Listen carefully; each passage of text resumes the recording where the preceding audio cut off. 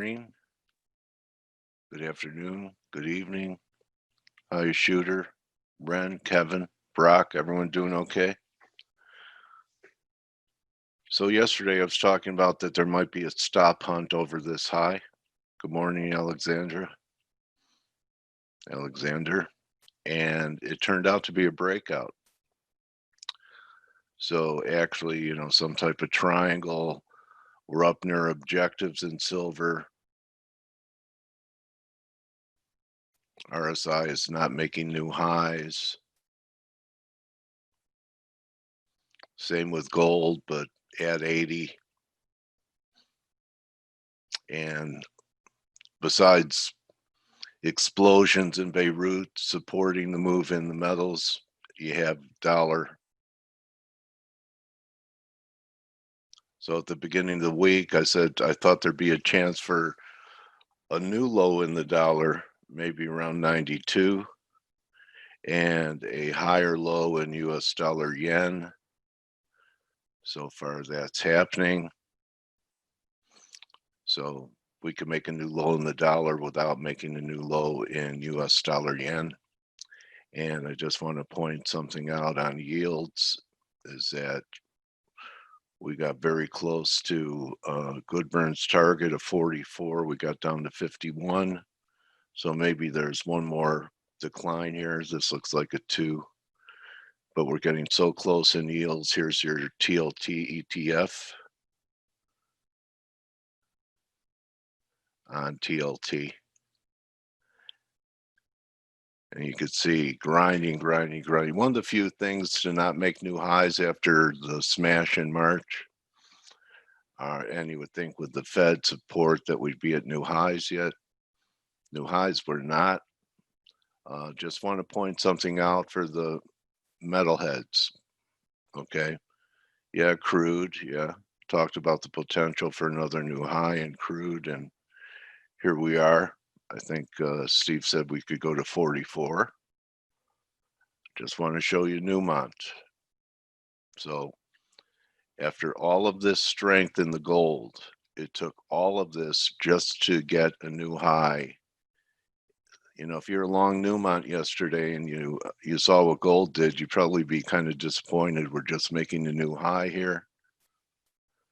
Okay, Ben Maldonado, who's a contributor on Face, I've interviewed him many times, has notified me on Twitter. I told him to come in today. Today's a big cycle day in his work, looking for reversals or acceleration. Well, yeah, well, that's kind of like either or. So it's hard for me to look for a reversal in a market or an acceleration at the same time. So I think we've had some acceleration here, don't you? So is gold going to accelerate to 2,500?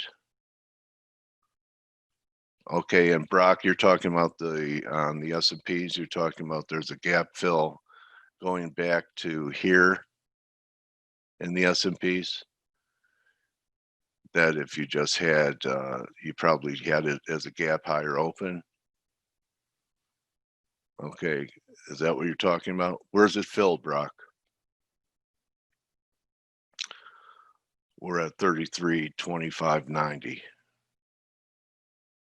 Okay, so we're almost there.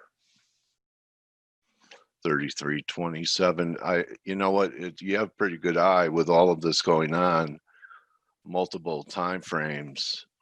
Yeah, it was in the spider. Okay, so here's the spider. I think I have it up here so everyone could see what you're talking about. See, because the spider opens and closes. So here's the gap that Brock's talking about. And that would be 332.50. So that's where it would be filled at the low here, 332.58. So it still has a little work on the upside to fill it.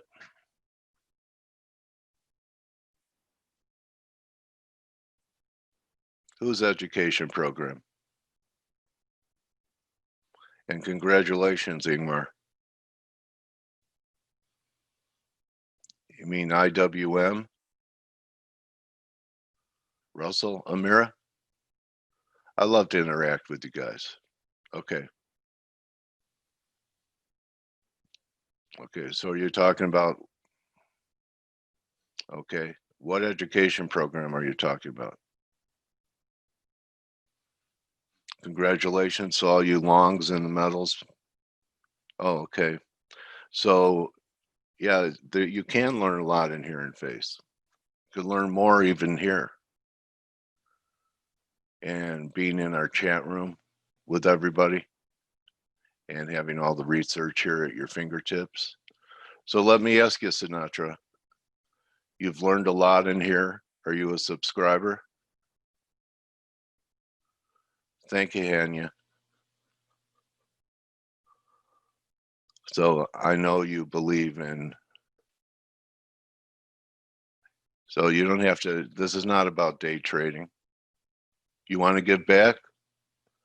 Call Joe Perry today and he'll cut you a deal. So that's how you get back. And we're not day traders.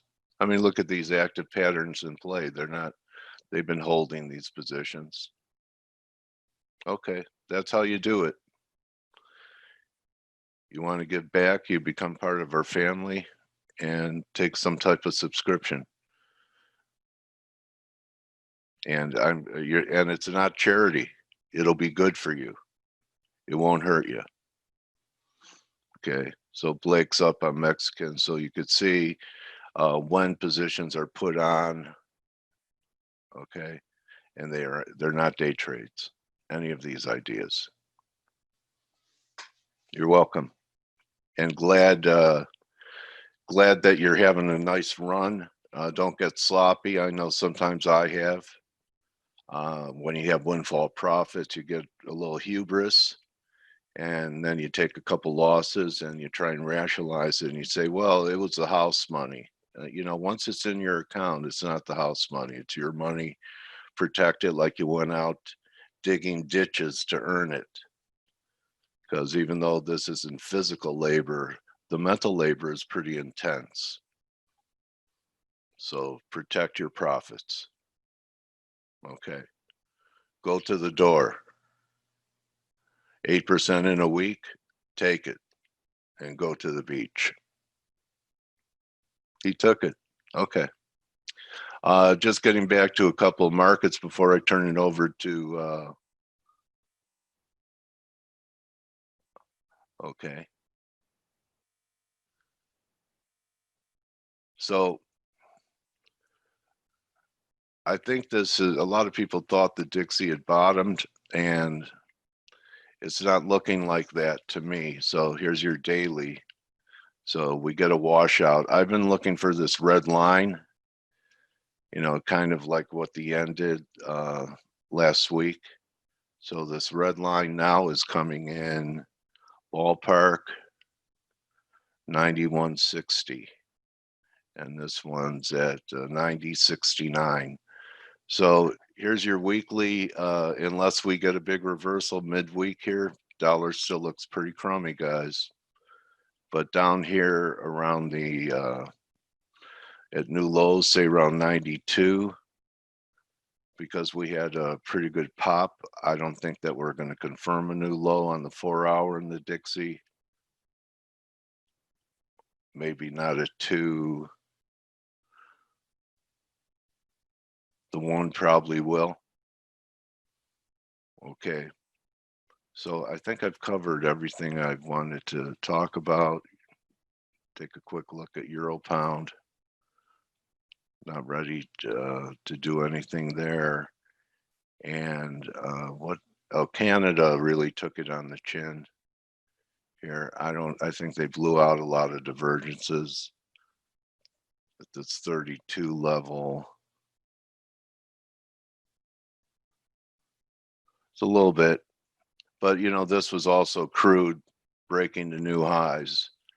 So I would start monitoring this for it to start diverging over 30, but it looks like it has some work to do. Why would Canada bottom Canada making new lows for the move, so he finally gave up the ghost, while the Dixie hasn't yet. The Dixie is still about 39 ticks away. So there's Canada breaking some pretty important support that it kept holding, and now it's giving it away. Crude, let's see, it's crude, you know, on the daily we're diverging. We're over 70 here. So we'll see if some of Ben's cycles end up working. There's too much mo for me to short it. I'm not doing anything right now. I took my medicine yesterday on a few things. Nasdaq kept trying to, you know, make this real. You know, kept failing at this double top that we had the stop hunt on, and then late in the session it broke through. But even Nasdaq at new highs is not confirming. But I'll tell you, lately, a lot of my divergences work, has not been working. And we keep grinding. Okay. All right. So that's because a lot of signals I took were over 70. I had FOMO this week. So we'll see. This is still pretty negative looking. I still think there's a top brewing here. Nasdaq, I guess if we get a close back underneath it, I'll go with it. That's 1068.50 lower. But we're close. I know Ben has a cycle due. Yeah. I know Ben has cycles due, but there's some other guys. I think next week, Ben Norwinski has some cycles due based on the planets next Friday. And then Mark Newton was talking about mid-August for some cyclic work. Maybe have another one there too as well. So I'm going to I'm going to invite Blake to come in here and give you some guidance with the bias chart. And almost everything he says is written down on the bias chart. Bullish, range, bearish is still going. So good morning to you, buddy. Hey, good morning, Dale. How are you doing? How are you? Good, bro. How are you? Hey, we have jobs data here in just a minute, like in about 2 minutes. I wanted to start the analysis with the bias chart, but I don't think I'm going to have a chance to do so. All right. Well, you know, it's all right. We're going to go through all the charts here in a few minutes, but look, we got to pay attention to the data that's coming out. But yeah, I'm all right. You know, I am going to be leaving today, which I was joking with the guys and gals in the chat room. We're actually going on the lake for a couple hours today, so that's exciting. Our neighbors invited us, and there's some of our neighbors that have been basically our quarantine neighbors, if you will. And you know, we're gonna have drinks with somebody. We have a drink with our neighbors, you know, next door. Part of your circle. Yeah, it's our circle. And so they rented a boat, and they're like, "Hey, you guys want to come on a boat?" We're like, "Yeah, sure." Because a boat is always great when somebody else owns them. I choose not to own them. I grew up with my family owning boats, so I don't. Well, they say, Blake, about boats, the two best days are the day you buy it and then the day you sell it. The day you sell it. Yes, correct. Hey, yeah. hold on. And yes, and good morning, Steve. Good morning. That very much is. Do you know what BOAT stands for, the acronym? No. Breakout another 1,000. And that's old. That's old. Now it's probably 10K. Yeah, exactly.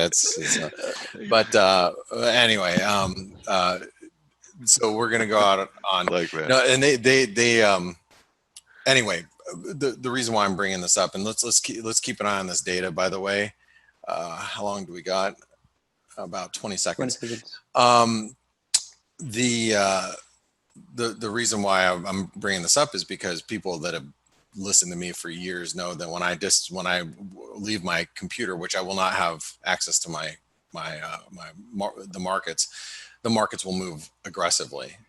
It's really kind of crazy how it happens. So you guys might be in for a bit of volatility today. 1.7. 1.7 million. No, Was that what it is? 167, so way below. Oh, wow. Wow. Yeah. Wow. If it's not a typo. That's not a typo. Wow. Holy cow. So the markets just got smoked. The dollar is getting hit. But the dollar perversely may actually start to strengthen after that, believe it or not.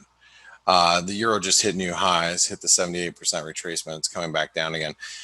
Yeah, we may see the dollar strengthen a little bit. That's not a good number, is it? Well, it is, in essence, the third week which shows that employment advancements have really stalled, and now we can probably start talking about reversal. Yeah, I mean, that's, let's just pull up the data here. I'm going to pull up the chart. I actually tweeted this a little bit earlier, and wow, we did come in 167. So that's 167,000 jobs were created. That's well below expectations. Well below expectations. What were they looking for? What were expectations? 1.5 million. 1.5 million. Yes. Oh my gosh, they're 10% of what they were looking for. Yeah. So obviously stocks are coming under pressure. The dollar is, it's wobbling around it. The dollar's been under such pressure the last 24 hours. This is just kind of expanding on that, but like I said, the dollar might actually start to strengthen a little bit as if the market goes a little risk off. I mean, if you look at what's happening with the S&Ps, the S&Ps are coming down a little bit. And by the way, we might as well talk about the S&P since we're on it. Remember, the 127% extension is here at 33.16. Now, we've actually rallied above that, and resistance right now looks to be today's high at 33.29. So I'm just going to write 33.30. So get a little throw over on that wedge, buddy. Good. Dale, you're pretty famous for the throw overs. So that's only because when I'm short and it does that, I throw up. But you throw over like kind of overboard over. Anyway, joking. Throw me overboard. Support right now is going to be 32.50 on any significant dip. So I guess we should write that down. But Blake, can I yes. ask you a question? We're being a couple of our friends are asking, is there a revision? Can you see a revision on the previous number? Because I don't see one. Maybe on Bloomberg. Yeah, let me see here.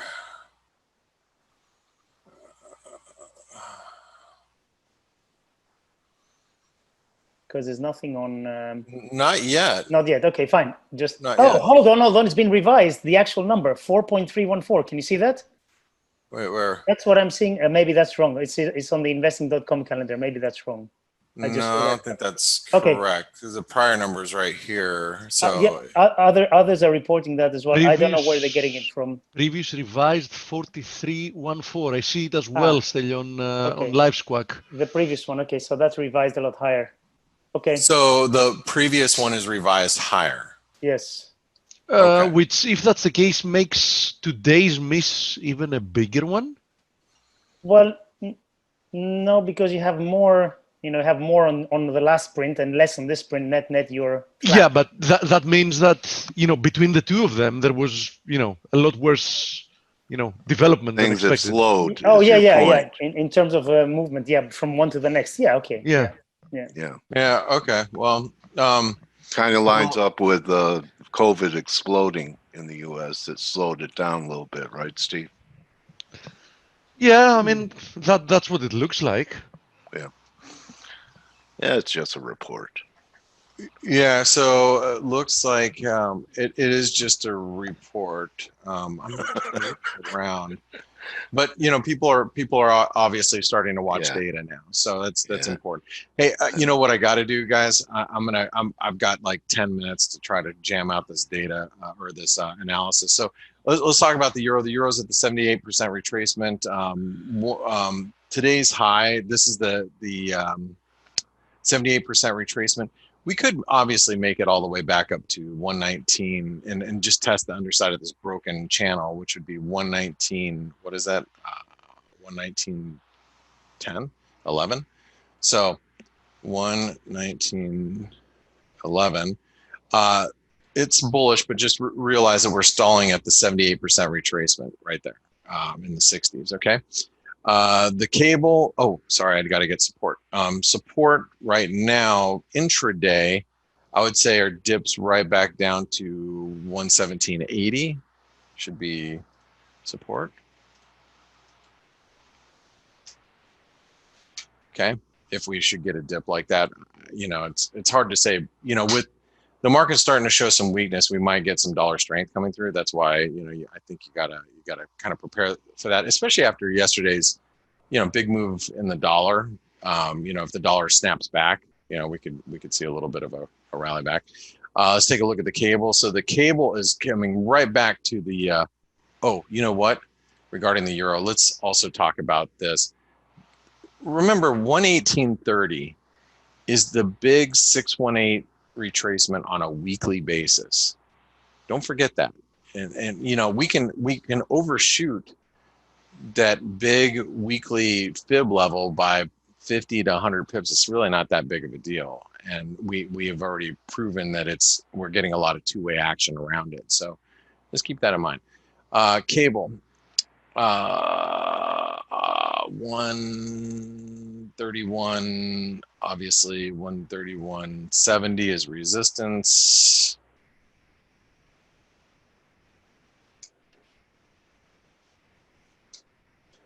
If you guys are using ForexAnalytix, I closed the pattern in play yesterday below 130 because it was the 38% retracement. You know, obviously that was the wise decision. Wasn't so sure about it at the time, but it was, and that obviously is going to be really key support moving forward. So that comes in at 129.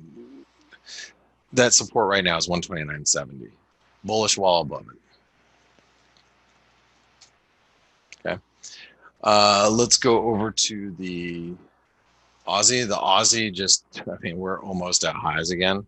Let's imagine we break highs. If we break highs, we could go to 72.72, but resistance right now is 72.30. Very strong. And doesn't surprise me. I mean, we have commodity currencies everywhere that are, you know, breaking out. I mean, it's not just the Aussie. I mean, look at the Canadian. Look at the Norwegian krona. I mean, you know, these are commodity currencies that are showing, you know, some strength here. So, you know, just keep that in mind. Let's see here. The Aussie support right now would be any dip back down to 71.50.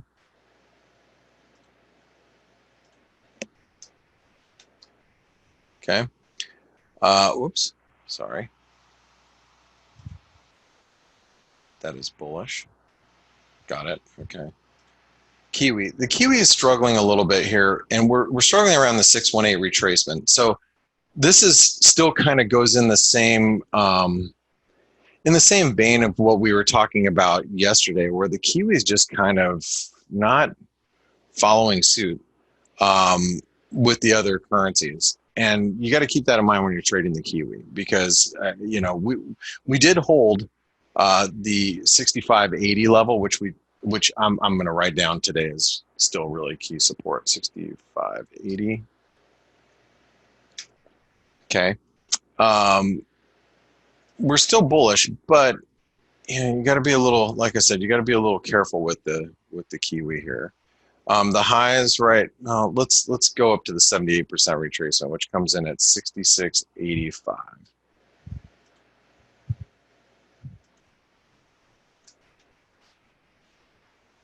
Is resistance.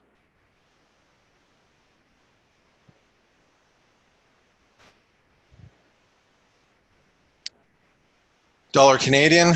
Dollar Canadian is at the 161% extension of this move. The dollar Canadian, I actually Traded it yesterday. Did not trade it well. I got long, you know, and I got out, took a pretty big hickey with it, and I'm just like, wow, I did not expect it to go full on implosion here on the Kiwi or on the Canadian. They call it a loony for a reason. So that was we just hit the 161% extension, but the fact of the matter is we're breaking down. So any rally back to 133.10.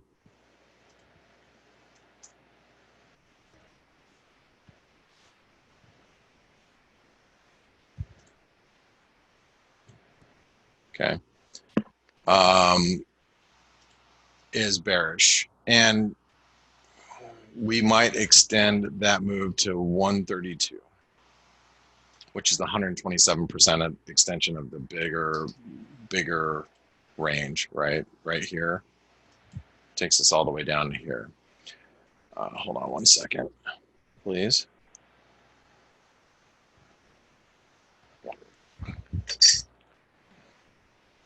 Man, I'm watching this euro. We're nearing the 88% retracement here. Strong. The dollar is weak.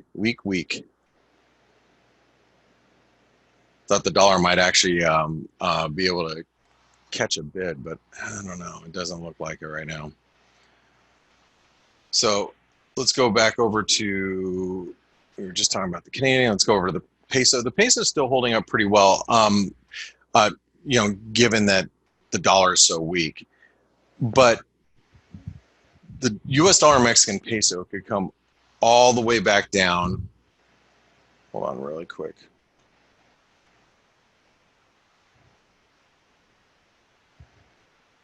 One second, guys. Sorry. The US dollar Mexican peso could come all the way back down towards 22.44, which would be the 127% extension of this move. Now remember, this is the 38% retracement, and actually I think we could write down 22.38 as being the 50% retracement. 22.38.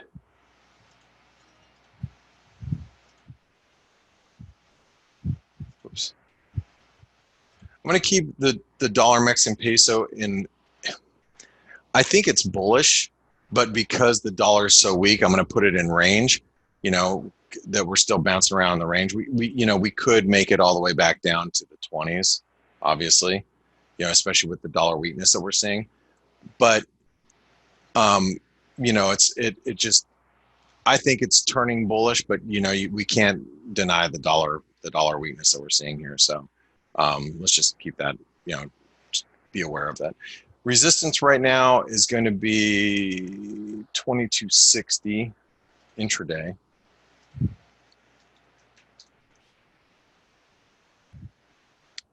Let's go over to the dollar Swiss. Dollar Swiss is coming back down to these lows. This is the previous channel, just like the euro had the channel. So that means the 90.50 is going to be support.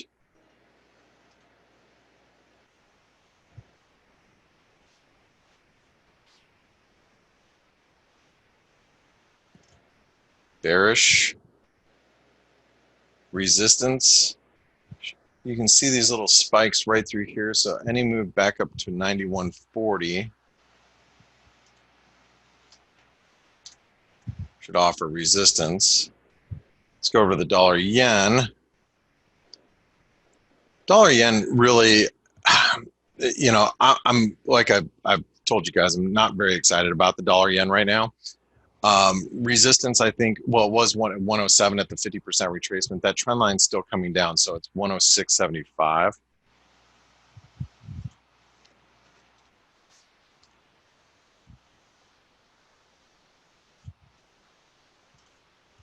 Okay, and actually, I'm going to keep it on range. Support. Intraday support, probably, I would assume that we come into some support around 105. So just, let's go over here. 105.06 is the the 618 retracement. So I'm just going to write down 105. That should offer pretty decent support today. Okay.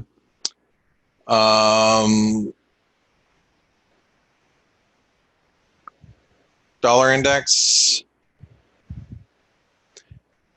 This is what I was looking at with the dollar index, but we have extended this move towards the 88%, which would be, that'd be a 200% move. I was thinking that that might get a Gartley, but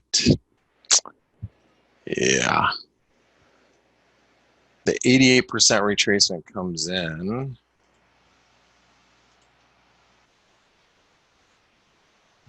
Right where we're at.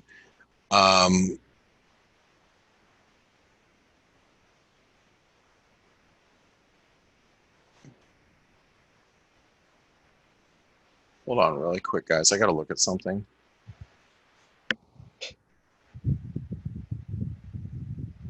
Oh, shit.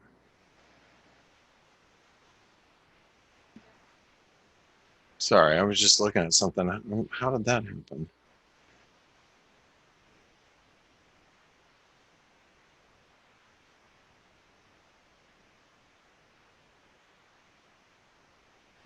I'm sorry, I was just looking at something. How did I get two of those? That's weird. Okay. Anyway, sorry, I just had to look at something that wasn't jiving on my screen over here. Support is 92.50.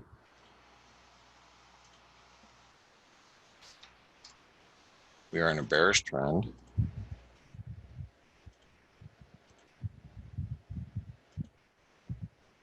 And resistance now should be any move back to 93.25, because that's all the support right here.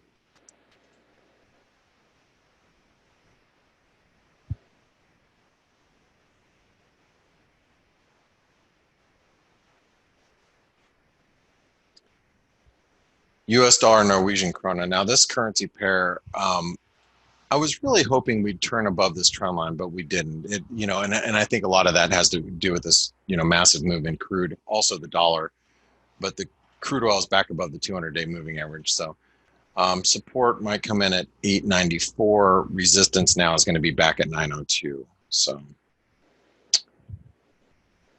894. And resistance is 902. And then gold, I guess we should just talk about gold because gold is just bullish. So as I told the guys and gals in the chat room, just, it's a train. You get on the train or you just get out of the way because the train is moving. And in this case, yes, we could get, a pullback.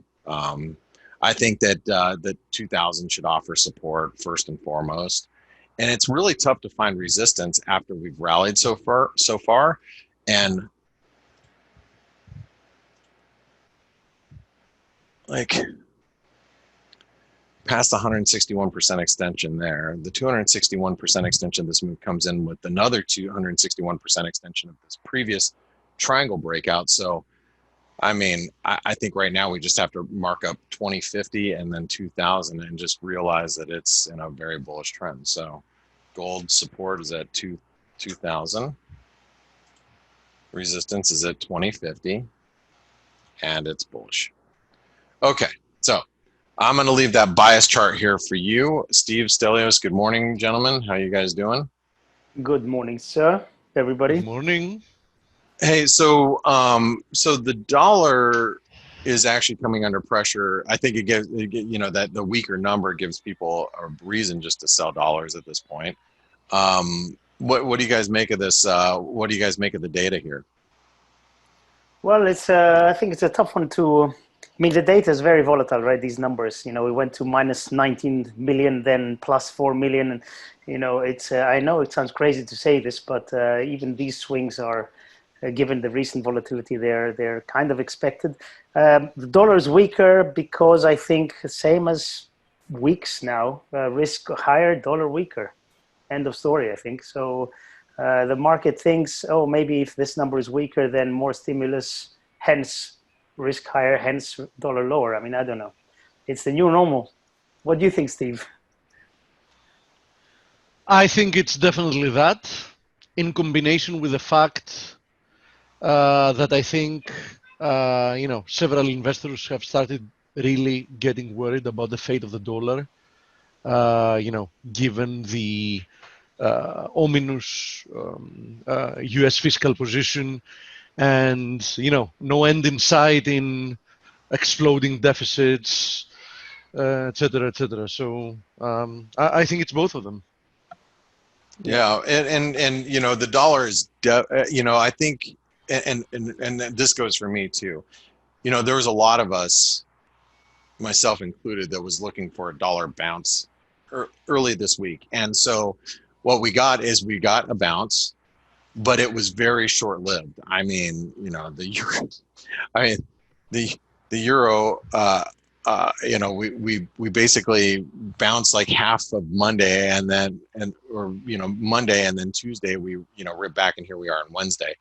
Now, I think the dollar might be a little sideways here, but I think it also has to do with something that we can't really put our finger on yet is if there's risk aversion, if the stock market, feels a little bit of heat, will the dollar bounce? I still think that the dollar will firm up a little bit.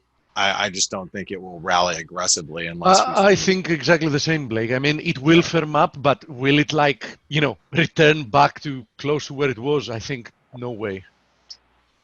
Yeah. 95.50 is really going to be an important level if we get any strength.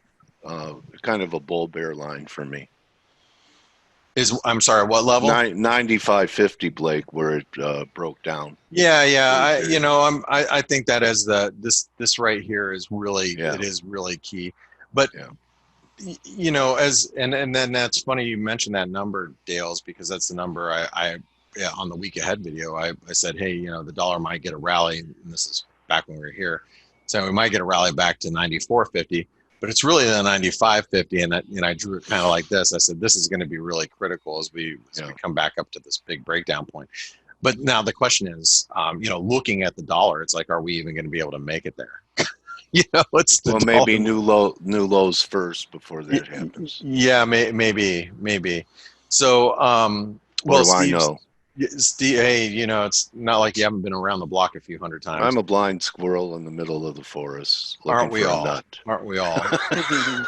Steve, Stelios, I'm going to pass it over to you guys. Remember, ladies and gentlemen, if you guys are want to support ForexAnalytix, make sure you visit our webinar sponsors, Forest Park FX. Also, Pepperstone is one of our other sponsors for this webinar. If you want to, possibly get ForexAnalytix for free for a period of time, take a look at why we partnered up with Pepperstone Securities. So, Dale, Steve, Stelios, I'm going to pass it over to you guys. Thank you. Thank you, Blake. Thanks, guys. Have a good one, Blake, and have a great time. Oh, thanks. I'll put some sunscreen on, man. I'll be a lobster today. All right, see you guys. Thanks, Blake. By the way, we're talking about the DXY. If you show my chart on the DXY on the ForexAnalytix platform, I had drawn this. Yeah, the monthly one. I had drawn this months and months ago, and I think long term I am a dollar bear for sure. I just think we might get a spike if the risk feels some heat, like Blake said. And if I recall correctly, yes, I have an arrow drawn there, which shows roughly the lows of 2018, which is like 89, which I think is quite feasible. But as I said, I think we might get. Right? Yes, I think we might get a little spike if we see risk kind of in doubt a little bit. Anyway, so. What do we have to say? Okay, let's start with the data quickly. We had New Zealand employment numbers, which were much stronger than expected. Unemployment rate dropped and quite a bit, and much lower than expected. This again is kind of in line with what we're seeing across the world because of the gradual reopening of economies over the past two months. The question is what happens now and how do we confront this apparent new wave of COVID. We had PMIs out of Europe and UK, all marginally lower, but really tiny bit, nothing to write home about. And obviously the big one was ADP a little while ago. We did have also trade balance from the US and Canada, both worse than expected. The US minus 50 billion in June, which is actually, I think, a pretty good number because the last month was, let me just check again. No, that's roughly the level 50, 60 billion over the past few months. You know, what's a billion here, a billion there. Well, yeah, what's 60 billions between friends, right? Yeah. What else do we have? We had Donald Trump tweeting.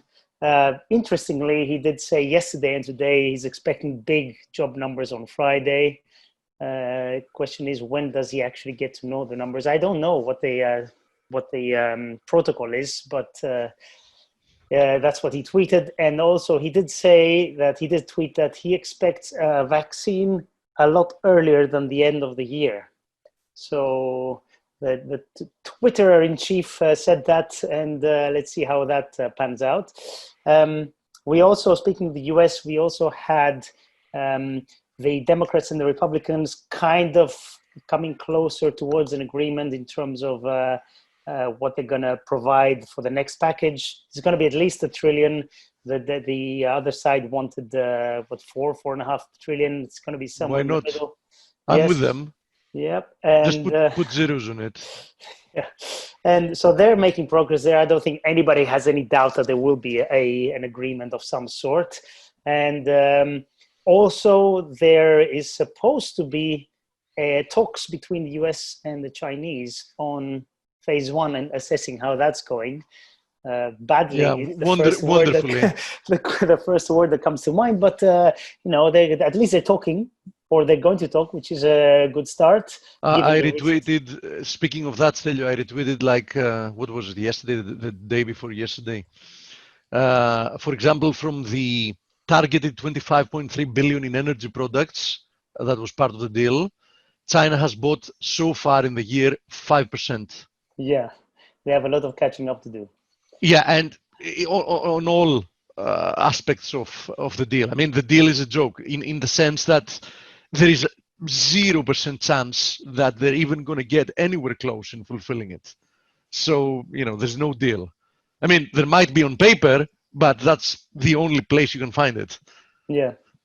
Yeah, that's true. I mean, you know how markets work. It's all about sentiment. So if things look like they're improving, I'm sure that's going to help markets always look at the bright side, don't they? So they're gonna like that. But like you said, at the moment, we signed the deal. It's not being honored, but sure, if we agree that we're going to do better on the deal, that's going to change everything, right? Yeah.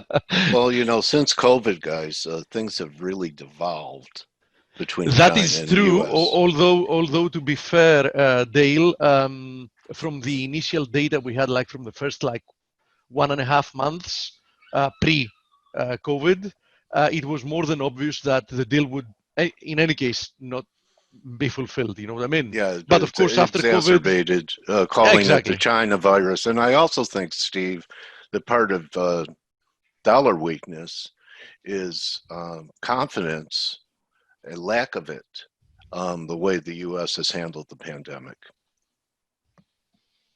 Some confidence. We used to lead. This is different. Okay, the whole world would look to the U.S. to solve big problems like fascism and rebuilding countries and everything for decades. And now they look at us and they go, what's wrong with the U.S.? They can't even handle getting good testing. And so, the confidence in the U.S., along with the fiscal and structural issues financially, has deteriorated greatly, especially during this COVID crisis, because we look incompetent. Well, that's my view, and that's from being in the middle of it. Yeah. Anyway, It doesn't inspire me to buy the dollar. Yeah. Okay. No, anyway, that's a fair point. To be honest, it doesn't really matter about that because you're long the dollar, like it or not. you know what I mean? As a local. Yeah, all the cash I have stashed, where do I go? I mean, future income, everything, like it or not, it's dollars. That's it. As us here in Europe, we're long the euro, like it or not, right? Reichmarks. Yes. Two other things to mention. Commodity currencies, they're still doing well. I am still short Euro Norway. I'm just holding on to that. And metals, we're seeing what metals are doing. I'm holding on to my last bit of silver long. I'm really, really trying not to sell it. It was up like 5% yesterday, 3% today. It's very tough to stick with it. But it has really gone vertical. So to be fair, I would start getting, really cautious up here. I mean, we had like a little triangle. We broke out of it. We've gone vertical. Divergences, of course, at RSI being, above 85. I mean, I do believe that, sooner rather than later, we're going to see a pullback. Of course, as we've said, like probably 100 times during the past 3 months, and if not 100 times, more than 50 for sure. I would not be shorting any of the metals for any reason. So, in my opinion, you're either long or you wait for a decent pullback to buy. There is anything else is, in my opinion, I'm probably going to have to use the word moronic in the sense that, as I've said, there is still a chance that you're going to wake up one day and you're going to find gold $100 higher. And it can happen. Trust me, it can happen. Yeah. Even after this rally, it can still happen. Yep. Yes, and I'm of the same opinion. And lastly, as for stocks, I still have, I've had this for a while. I still have a bearish bias. I'm not long and I'm not short. I'm looking to get long at lower levels, but I might not get them. So if I miss that, hey, I missed it. I'm more than happy to admit that. I don't have a position, but I think we're going to have one leg lower. How much lower, I don't know, but I am waiting to get long. I think everybody is. That's a problem. Anyway. Yeah. True that. So that's it from me, my friend. Now, having to do with other developments, Taylor, we've had crude oil, getting a nice bid. I'm still tracking this pattern. I still think there is a chance that we're going to see either a failure from this pattern or alternatively, which it looks very likely to me, like one last thrust out of this pattern and then a reversal for a deeper correction, which, whenever that happens is also going to coincide with some pullback in stocks. One of the most interesting developments, though, and I was, actively monitoring it, I had said since weeks ago, I actually got triggered long, was the breakout in natural gas. If you remember, we had been discussing this interesting rectangle pattern in natural gas with it being trapped between like 152 and 205 for a long period of time. I mean, we were there since 20th of January. So, we got a nice breakout from it. And, this patterns extension dictates that we can easily now see an extension towards 250 to 260. So I do think that from a technical perspective, it's a very nice looking pattern, clean. Can it be a failed breakout or whatever? Yes, there is always a chance. But if you're always cautious because any pattern can fail, any pattern can fail. But then you would be taking no trades whatsoever, right? So I think from a technical perspective, that's a clean breakout so far, and I think there is a very nice chance that natural gas is going to try to do some catching up with crude oil, which has obviously moved a long way further, right? I mean, just several days ago, natural gas was testing the lower end of its pattern and lows, multi-year lows, while crude oil had some time ago really rebounded strongly.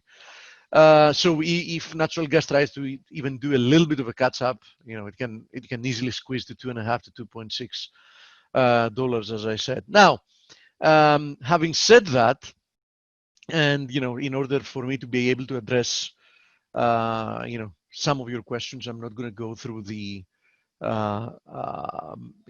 main FX pairs again. Just a very brief observation. As you see, corrective patterns, short-lived corrective patterns seem to be getting resolved today to the upside in the direction of the prior move, both in euro, in pound, so on and so forth.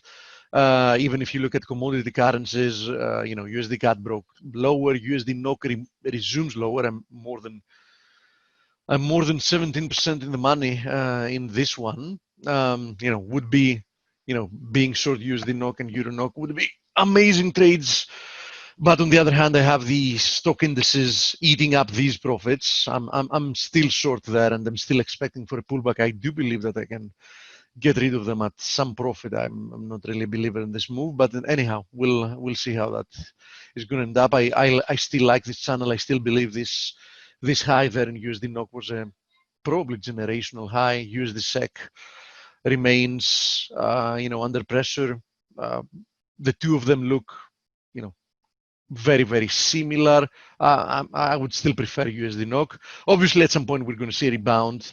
Because once a risk turns off, even for a few days, what's going to happen is that at the same time the dollar is going to go bid, which of course is going to help USD NOK rebound. But at the same time, we should see crude oil reverse lower, which is going to help the Norwegian kroner pull back. So the combination of the two should produce some nice rebound in USD NOK. I don't really intend to get rid of this position because I look at it as a longer term position. I'm probably going to be adding at any decent rebound, but for the time being, remains within this pattern, and there is nothing bullish to talk about as we speak. There is only some RSI divergences, but these can, as proven lately, once again from precious metals, these can persist for a long period of time. Now, in other instruments that you might have not had a look during the past couple of days, copper is showing some nice consolidation pattern here within this ascending channel. So I have to say that this does not look to me like it's about to break down. Quite the opposite. I think that there is a chance that this is going to break out to the upside for at least one more push higher. There was a question yesterday I didn't have time to address. It had to do with platinum. I had mentioned the importance of the confluence of resistances at 875 having to do with platinum. So once we broke out from 875, that was by definition a bullish development, enhanced by the fact that a few days ago we had this sharp move lower, which backtested this area around 875 as support this time, and the market went bid again, and we're resuming to the upside as we speak. So I do think that this might be a big bottoming pattern in platinum, and platinum might have a lot of catching up to do with some of the other precious metals. I think that at some point there is a very good chance that the metal mania, and I'm not using the word in the sense that it's a bubble, right? So I'm not using it in that sense. Might spill over to platinum as well, because it remains, long-term, historically at very cheap levels. So keep that in mind. Now let me see if there were more things I wanted to very briefly address. Blake already showed this pattern in the S&P. I have the exact same pattern. Nasdaq, I'm tracking this ascending channel. There is another wedge here. Next upside area is 11,550, the 161.8 of the last correction. This market is showing a lot of divergences, but we've mentioned that before. I mean, divergences can persist for a rather long period of time before they eventually get addressed by the market. So a divergence on its own is definitely a weak signal for somebody to try to fade a trend. So keep that in mind. Now, last but not least, having to do with bonds. Now, the 10-year has been closing at all-time highs day in, day out. We had that spike higher, but it was just, an intraday spike.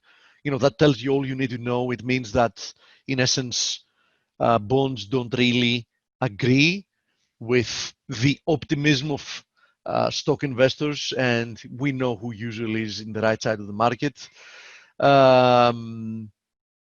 Yields, of course, quite the opposite, right? And having to do with the bonds, just something I wanted to address. Keep in mind that the bonds, it's not only that they're showing this divergence that you see here on the other side, it's the fact that we had confluence of 3 different resistances. You can see this ascending channel, this longer term descending channel, the 88.6% fib. So far, it seems to be capping price action. Clearly a breakout from this long-term channel is going to be a very bullish development. But, until that happens, we might see a rejection and the pullback, at least in the shorter term. So, bonds quite at an interesting juncture. Now, let me go through some of your questions. Natural gas, I already addressed natural gas actually quite early on. I said that I got triggered long in a breakout from this, what is it now, like a 7-month range. So I think quite a nice breakout. Let's see how it works out. So let me go back to the questions. IWM looks good. I'm assuming you are referring to this IWM, the Russell, right? And I will have to agree with you in the sense that, first of all, the IWM for the time being held on once again to a retest of this ascending channel trendline support. So, 1 point for the bulls there. And the second one is that within that channel, we can see this recent consolidation as a symmetrical triangle, and we are breaking out from it as we speak. I mean, we closed above it yesterday, and pre-market activity shows that we're probably going to be opening up higher and resuming to the upside from here, which means that yes, the move higher in the Russell for the time being remains technically uninterrupted. My conservative portfolio is up roughly 60% over the past 28 months, and they have been able to advance thanks to your educational program. Thank you, Ingmar.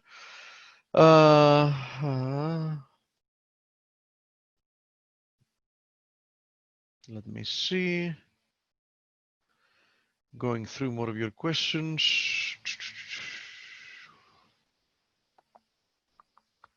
Yep, we already spoke about the data. Yeah, good for reminding me. Cryptocurrencies. So both Bitcoin and Ethereum actually was leading in this case. So let me start from Ethereum. So Ethereum actually was leading Bitcoin in this case. It broke out from this, very clearly observed descending channel. Not only that, prior to that, we had built a symmetrical triangle and a rectangle. So once we broke out from that one, from that confluence of resistances, with resistance being roughly at $250, look what happened. Ethereum literally exploded higher, and within a few days, it almost doubled in price. Reached a peak of 414, right?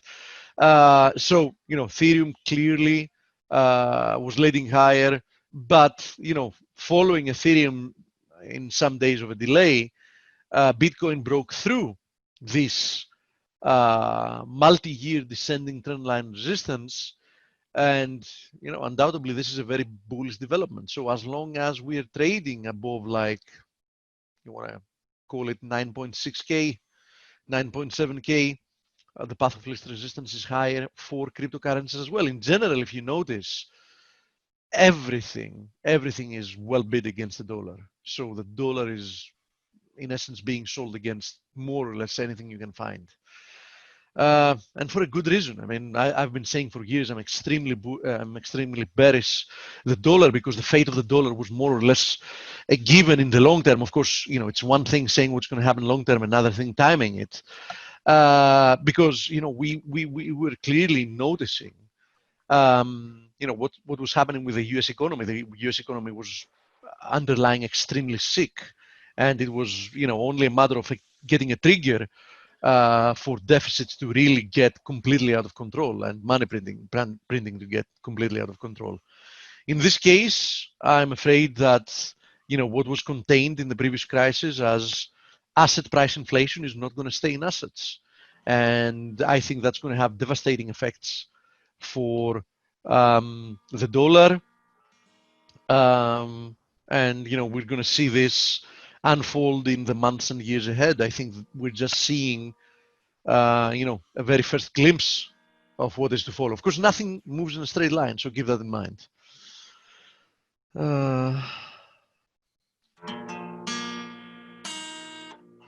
Okay. Who do we have today? Don Mead. Okay. At 7 Sentinels. Okay. So we'll see what, you know what a Sentinel is, Steve, right? Yes. What is it? It's a guardian. All right. So we'll see if the guardians of the bull market are looking a little tired on this reflex rally. So great time to have Don, because that's what he looks for. Steve, it's great to have you back. You sound better. I heard you had an adjustment. Yeah, and, yeah. Physiotherapy always guy's does a wonders. miracle worker. So you sound good. And I am. I feel nice now. All right, good. And it's great to have you back. Thank and you. really Nice to be and back. really back now. You know, you were here, but now you're back. All right, Don, I'm going to get you set up now. My trading warrior brother, get you set up as a panelist here. And we haven't talked in a while, so I'm really looking forward to seeing what you have. Welcome back to Face, Don Mead. How are you? Waiting for you to unmute. How's that? You loud and clear. Okay. All right, now, Don. Let's get the picture to line up properly. All right, we will. All right, so you know it's that green box. It says share. It'll be on the top. It's a drop-down menu. You click it, and it'll show your screens, and then you choose the screen you want to show. Okay. Are you seeing any screens at the moment? Not yet. Did you click the green box there?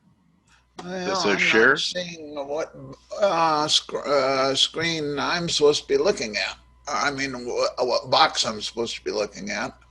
Okay, we'll figure this out. It's a green icon, and it'll be you know, where it'll show chat, questions, you know, show all of that, and it's a green box. For some reason, I don't have that screen at all. Do I get it from email or what? No.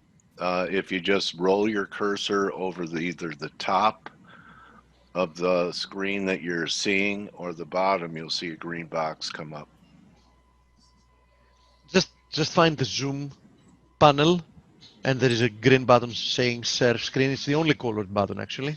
Once you click it, you're going to get a second screen asking you, what do you want to share? You want to share a specific window? You want to share a specific screen in case you have more than one screens? Okay, I see a screen that says Talking Don Mead, and it just said Talking Steve. Right. And where on that page am I supposed to click? Put your cursor above where you see people talking. Okay. And do you see a menu drop down? No. Okay, then do it on the bottom of the screen. Move your cursor around. You'll see Q&A, chat, share screen. I see chat. You see share screen? I see share screen. Click it. I think we're almost there, right? Yeah, and now you're going to get a second window popping up asking you what you want to share. There you go. Here it comes. Something Do comes you up. see a chart, a 50-year chart of the New York Yes. Stock Exchange Composite?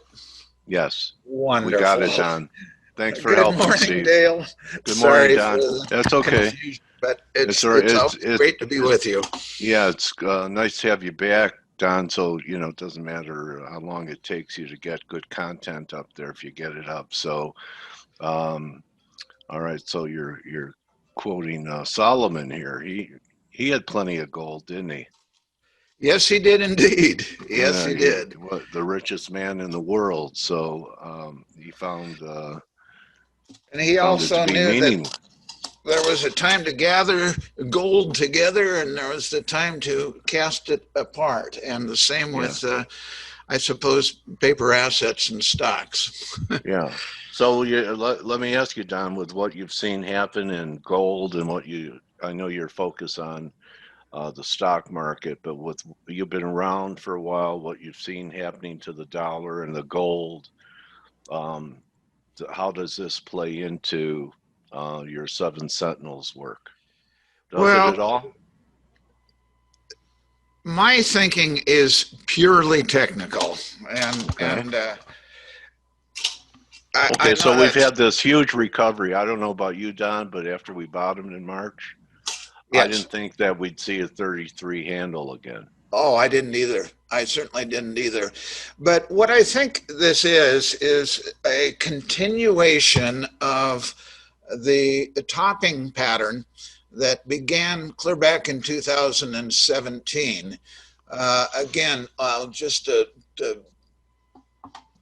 back up just a little bit, I thought it was interesting that King Solomon did indeed say that which is has already been, and that which is to be has already been.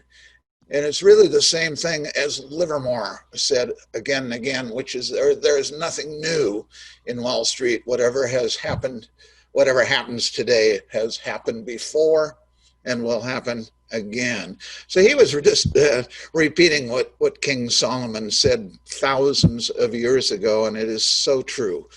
That is the way I approach the market. That's the way I see the market. I see the market as a kind of a wheel within a wheel, and a spiral that just continues over and over and over with the same patterns. But your special note at the bottom of this chart is of special interest to us is that point in the cycle where 20-week Mcclellan drops below zero. Are we below zero now? Yes, we are. And I'm going to get to that in just a second. But looking at this 50-year chart of the New York Stock Exchange, note that there were two particular tops in the last 50 years that were complex and prolonged. And those were 2000, you see this? Yeah. And then 2017 to 2020. And as 2000 produced a big, long, sustained decline, so will this 2017 to 2020. But skipping ahead to that point, here's the last 20 years of the Nasdaq Composite. And look how, if we look closely, the 2000 top ended the same way as the 2007 top, with the NASDAQ making a new high, but RSI being lower. NASDAQ makes a new high in 2007. RSI is lower. And here again, we're with the NASDAQ making a new high, RSI is lower. That does happen in each top. But something else that I found particularly interesting is I tracked there were a few failed signals on that too, weren't there? Where you had divergences that didn't work out for a big top. I know because personally I've traded them. Right. Yeah. Okay. So I mean, in the rear view mirror, it's easier to allow see. for that. Pardon me? In the rear view mirror, it's easy to see which ones were the good ones, but there are many divergent signals that fail. Yeah. And the market keeps running. But this one looks pretty glaring all the way on the right-hand side of your upper screen. That's see these little boxes here, these little red boxes? Those were in 2000, 2007, and 2020 when the 20-week average of the Mcclellan Oscillator dropped below zero, but in particular, when it did that, as the Nasdaq was actually making all-time highs. So when you get a combination of an all-time high on the Nasdaq and the Mcclellan Oscillator below zero on a 20-week moving average, that's significant. That's very significant. That's where we are. In fact, this chart shows the 13 years. It zoomed in just a little bit so that we can see again 2007. Yeah. Can you explain to our listeners what the Mcclellan Oscillator is saying based upon what it's comprised of, and how do you get a zero reading? Absolutely. The Mcclellan Oscillator is, I think, the best measure for a market technician to see what is happening to the advances and declines in the market. The Mcclellan Oscillator literally measures how far above the, trying to remember, how far above the 39-day advanced decline line is the 19-day. So if the 19-day is way above the 39, it means that the momentum in the market is pushing up because you're getting a lot of advances versus declines. When the 19-day drops below the 39-day, it tells you that the advanced declines have slowed way down and are going relatively negative. So that's why I use the Mcclellan Oscillator. A lot of people seem to use the Mcclellan Oscillator as an indication of overbought and oversold. I don't really look at it that way. I look at it as pure momentum. It is the momentum of the market. If the Mcclellan Oscillator is advancing, the momentum in the market is advancing, and that's going to take prices higher. When the Mcclellan Oscillator is declining, that means the momentum of the market is declining, and that's going to pull prices lower. And that's why it's highly significant here that the 20-week moving average of the Mcclellan Oscillator went negative this last week as the Nasdaq itself was making a new high. And we've seen very narrow breadth. I think it was, at the last new high, I don't know, out of the Nasdaq 100, I think 4 stocks were making new highs. Yes, it's interesting that, actually the top 5 stocks on the Standard & Poor's 500 make up now 22% of the entire Standard & Poor's 500. Just 5 issues make up 22%. And it's the same thing with the NASDAQ. The advance in this market has gotten very, very narrow and limited to just a handful of stocks. And you know which ones they are. Yeah. It's Apple and Facebook and NVIDIA and Tesla and Google. You've been doing this Amazon for a while. It's never been this concentrated, even if you go back to the Nifty 50 days, or I don't know how concentrated it was in NASDAQ in the .com bubble, but I don't think it was as narrow. It wasn't. I read a study the other day that showed that in 2000 it was the top 5 stocks on the Standard & Poor's 500 made up 18% of that average. Today it's 22% of that average, an all-time high. It's never, ever been this concentrated. You're absolutely correct. Okay, buddy. And that historically has always led to trouble, ultimately. So that's why I'm very wary in here, taking it very low key and waiting for the downturn. I think by the way, if you look back just over 2018, when this phenomena happened before, where we dropped below with the Nasdaq making new highs. The last two times were the end of January 2018 and February of 2020 were the last two times we had the same setup as we have now. We're back there again. But yes, it is a concentration of the, sorry about that, it's my wife's phone, and I don't know why she doesn't turn that alarm off, but anyway. So that's where we are. In a very, very narrow market, and that narrow market is spelling trouble for the market. Are you starting to accumulate any bearish ETFs yet? I have a light position going now, but I'm waiting for the decline to start in earnest to really move up quickly to a. Okay, is that going to be based on breaking a support level, a price level, or I know that the Sentinels give you biases and tell you what you should be doing, but they're not triggers, are they? They are triggers in a sense, but frankly, lately they've been switching over to sell and giving sell triggers prematurely. It's been frustrating for me. I mean, I'll be very honest with you there. That normally doesn't happen. And I think the reason that is happening now is because the breadth of this market is so very narrow that we are getting sell signals in my Sentinels while this market is still being pulled up by a handful of stocks, if you see what I mean. Yeah, so this is pretty like everything else in our current life, unprecedented. Yes. Or hasn't happened in 100 years. That's right.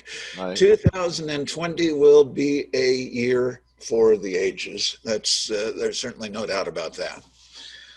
Okay, so a little whipsaw action happening with your guard that watch over you and your family, and exactly. So, what do you do in an environment like that? What's your self-talk? Okay, you wait. Okay. And here's why, Dale. It's because you remember January of 2018. Yeah, I do. You remember February of 2020. When it started down, there was no looking back.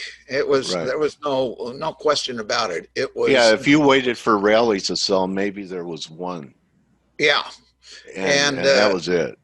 So my approach is just simply to wait for that to show itself again, and it will. It could be any day, it could be any hour, maybe it'll be a few more days, maybe it'll be a week or two, maybe it'll surprise me, but it's coming, and we're very, very close. Okay. Here is a daily Mcclellan Oscillator for the Standard & Poor's, or for the New York Stock Exchange, and again you can see that as the Standard & Poor's made new high yesterday. Yeah. The Mcclellan Oscillator is basically right now at zero, and the moving averages of the Mcclellan 13 and 34 day are at zero. There's no upside momentum left. That's the way I think of this. Okay. Here is the Mcclellan Oscillator on a daily basis for the Nasdaq, and look at this. As the Nasdaq's making all-time highs, the Mcclellan Oscillator for the Nasdaq has been slipping further and further into negative territory. Yeah. So So I've noticed it just price action wise the last few weeks that NASDAQ is kind of losing a little bit of its gusto compared to the S&Ps. Well, it was just 4 days ago. You'll recall that we had, I think, those earnings. The top 4 of the 10 most active price momentum leaders that I look at were up between 5.7 and 7% each. Yeah. Then the next day they were up like the top 4 were up around 3 to 4%. Yesterday they were up like about 1%. And I'm looking at them right now, and I see that steady. most of the list is down. There's only a couple of them that are even, there's only one of them that's up 1%, and that's Microsoft. So yeah, they're losing their luster quickly. Yeah. Okay. Also, you can see this same phenomena, the thinning of this market by this array. Here is the daily Nasdaq Composite looking out over, let's see what time period we got. We got about 4 months here. That's actually 7 months. And the Nasdaq is making new highs, and the Standard & Poor's actually made a new post-March new high recently, but has not reached its high of February. But look how the whole rest of the market has lagged badly. The New York Stock Exchange Composite Index is way down from its high of February, and even way down from its high of June, early June. Same is the case for the Russell. Same is the case for the transportations. And here's something that's interesting. If you look at what percentage of stocks are over their 200-day moving average, 45.58% are above their moving averages. Let's put that another way. 54.42% of all New York Stock Exchange issues are under their 200-day moving average. When the stock is trading under its 200-day moving average, to me, that's the definition of a downtrend. Is that a big number? 54.4? Yes, 54.4% of the entire New York Stock Exchange is in downtrend. And that's what, a 50-day average, Don? Is that what you said? Pardon me? They're under their 200 or 50? Under their 200. Under their 200. Look at the bottom of the screen right here. All right, got it. That number by itself is not that amazing, but it's pretty darned amazing when you realize that the Standard & Poor's 500 just made another new high yesterday and is trading at yet another new high this morning. But 54% of all the New York Stock Exchange issues are below their 200-day moving average, in decline. They're already in bear markets. Okay. Got it. So at any rate, I was going to show you one more thing, and then I'll we can all get on with our days here. Here is the composite for the last 13 years, making a new high. Standard & Poor's making its new post-March new high. Now take a look at the Cboe put-call ratio for equities only. Okay. It is clear down here at 0.49% on the 34-day moving average. That is the lowest it's been in that entire 13-year period. Same with the total put-call ratio for the Cboe. It's clear down here at 78%. It's essentially matching two other times when it was at its 13-year low. Right. Every time we got there before, boom, that was the top. If you track each time the equity-only put-call ratio got below 52 even, those were very, very important market tops and led to sharp declines. And that's where we are now. When both, by the way, the total and the equity only simultaneously get to new lows, that's only happened a couple of times. And those couple of times were specifically February. I didn't think anything could make me more bearish than I am before the interview. Well, the numbers are sure there. But anyway, so this is kind of a low-key presentation. I don't have anything earth-shattering to show other than we are at, I think, a very, very, very close now to a turning point. Important. You know what's earth-shattering, Don? What's that that? guys like you and me are still doing this after all this time. Okay, so you know, it's one thing to be a warrior. It's another thing to still be able to stand up and go into battle after many campaigns. And I salute you for that. I don't know about you, Dale, but it's the thing that keeps me going. It's Okay. really having something this fascinating to do that I put this much interest in is what makes my life just really. Yeah, we don't have to do brain teasers to exercise our brain when we're working on the most complicated jigsaw puzzle in the universe. We have all the brain teasers we can use every hour of every day. Well, I appreciate your work, Don, and you, and I want to thank you, my trading warrior brother, for coming here into face and showing people some under the surface things that normally people don't look at. So good. Thanks again, Thank Don. you. Well, thank you so much, Dale. I really enjoy being with you, and I thank you again for having me on. And people that want to follow you, Don, best way? 7sentinels.com. And okay. I've been running a 1 week trial for just $7. We publish all day, every night, every weekend.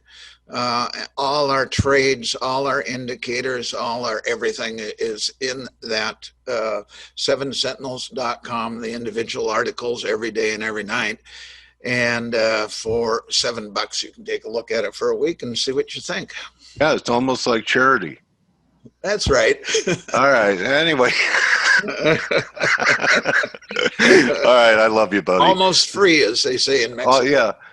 Yeah. So thanks very much, Don. And guys, check it out. You know, you could, it's important to learn about these internal things if you're a stock market trader. And Don's one of the best to learn from. So thank you. That's a wrap for us. Remember, don't just count your pips, count your blessings. Adios, everyone. We'll see everyone tomorrow for investing.com Thursday. Adios. Thanks again, Dale. You're welcome, Don. Thank you. See you, everyone.